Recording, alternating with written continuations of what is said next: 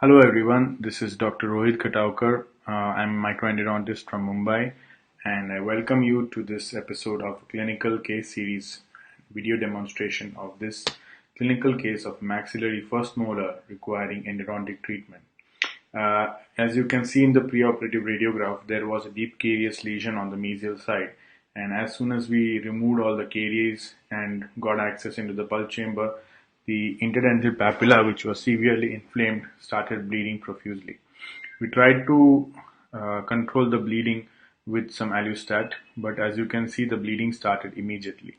So, in this kind of a situation, it is very important that you get 4 walls by doing a proper pre-endodontic restoration. So, for this, I choose this kind of a matrix system usually, which is a circumferential matrix system. This one, which I have been using since a while, is available in 2 different sizes, either 4.5 mm or 6 millimeter height. This system is called as Matrix Profecto.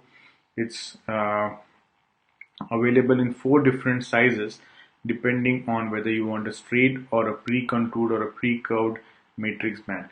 Basically, it's very similar to your Teflon matrix system, but these are available in plastic and they are disposable, easy to use. For this particular case, I used a 6 millimeter flat matrix. For restorative use, sometimes you can use pre-contoured, pre-curved matrices. So after our regular isolation, etching, bonding protocol, I used a small layer, thin layer of flowable composite followed by a packable composite to create that missing wall.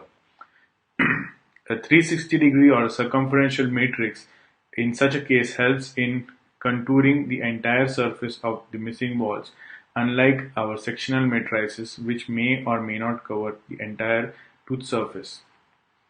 So by adding multiple increments, we can basically recontour and rebuild that wall which is missing and reinforce the remaining part of the tooth structure.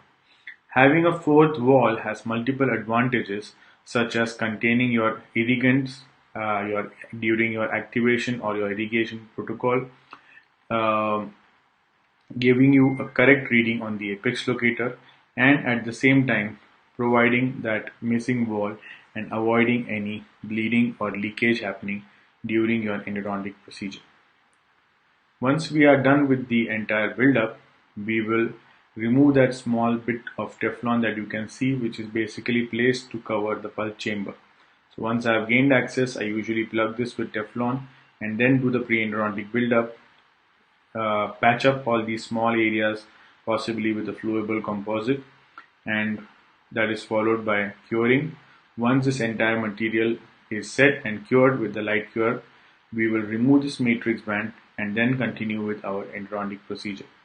The advantage of these kind of matrices is that they can be placed and removed quite easily.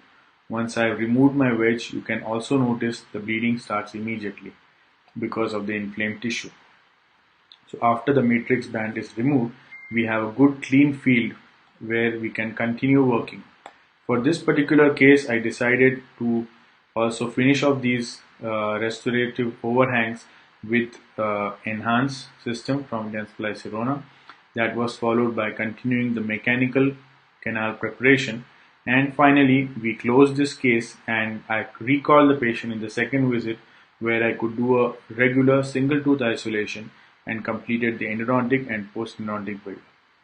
Thanks for watching the video. I hope you had a good time.